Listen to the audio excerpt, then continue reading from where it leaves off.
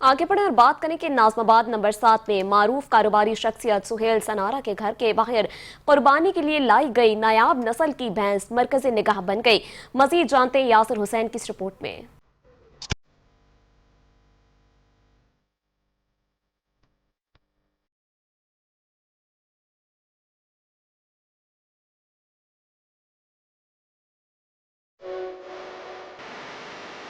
कराची के इलाके नाज़माबाद 7 नंबर में मशहूर कारोबारी शख्सियत सुहेल सनारा के घर पर जानवरों का मेला सज गया, जहां एक ही खेमे में ऊंट, गाय, दुम्बे और बकरे शहरियों की तवज्जो का मरकज बने हुए हैं। लेकिन सबसे ज्यादा तवज्जो समेटी एक नायाब नस्ल की भैंस ने, जिसका वजन अंदाजे के मुताबिक 36 से 40 मन के दरमियान है। जी हाँ, इतनी भारी भरकम भैंस शायद ही किसी ने कहीं देखी हो। शहरी कुर्बानी के जानवर लाया तो मोहल्ले में जैसे ईद से पहले रौनक लग गई। दूर दराज से लोग जानवरों का दीदार करने पहुँचने लगे। अच्छा है माशाल्लाह, कुर्बानी के जानवर हैं, सारे खूबसूरत हैं।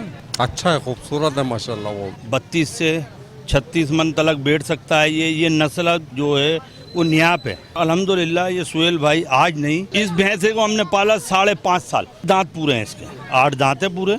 और अल्हम्दुलिल्लाह आप देख सकते हैं कि इसको घी, तेल, सब कुछ इसको दिया।